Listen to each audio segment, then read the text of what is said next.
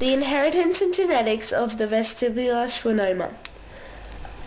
A vestibular schwannoma is a slow-growing benign tumour that develops on the main nerve leading from your inner ear to your brain.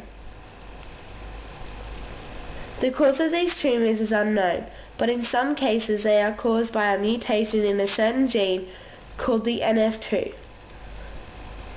Mutations in this gene can cause the neurofibromatosis type 2 disease. But before we get into this disease, here is a little bit about the NF2 gene. The NF2 gene plays a major role in providing instructions that create a protein known as myelin. The myelin protein acts as a tumor suppressor, stopping cells from uncontrollably dividing and growing. This protein is also responsible for things such as the communication between cells, cell movement, and the shape of cells. Because the NF2 plays such an important role in the making of myelin, an NF2 mutation can create a deformed version of myelin, causing this protein to be of a dysfunctional use. But what is a mutation? There are numerous types of mutations.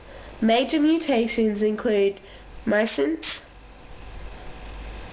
nonsense, insertion, and deletion.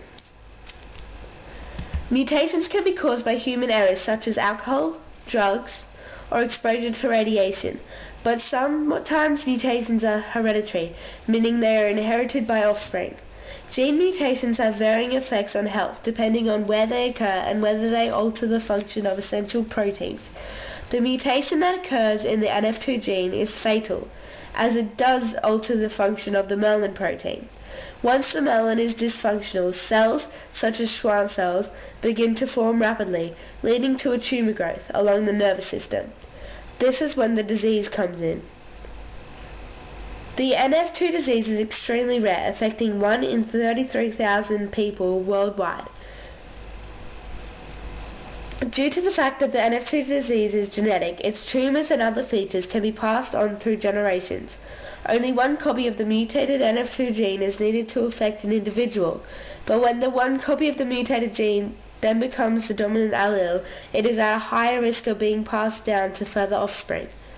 There is no cure for the NF2 disease, but if a tumor does grow, there are treatments available such as radiation or surgery. Radiation attempts to halt the growth of the tumors by killing and affecting the cells, while surgery attempts to fully remove the tumor where possible.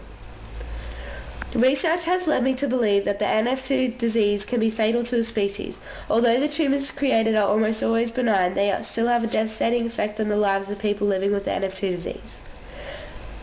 Thanks for watching.